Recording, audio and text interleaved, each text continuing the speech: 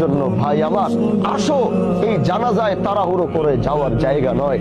এই জানাজা তো বারবার এই লাশের দিকে তাকাও, বারবার এই খাটিয়ার দিকে তাকাও, বারবার এই খাটিয়ার দিকে তাকাও, এই সাদা কাপড়ের দিকে তাকাও।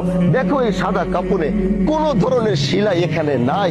আসো আবার বারবার এই কাপড়টা ধরো, নিজের কাপড়টা ধরো, দেখবা আজকে আমার কাপড়ে সেলাই রয়েছে, আমার কাপড়ে পকেট রয়েছে, আমার পায়জামায় পকেট রয়েছে, পাঞ্জাবিতে পকেট রয়েছে, আমার এই ওয়েস্টকোটের ভিতরে পকেট রয়েছে।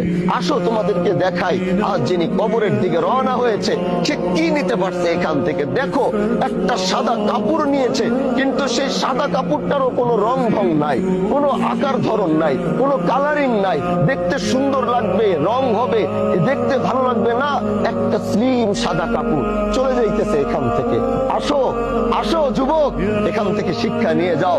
আসেন সাদা দাড়িওয়ালা মুরব্বী চাচারা, একবার এই লাশের দিকে তাকান, বারবার তাকান, বারবার একটু দেখেন এই জায়গায়।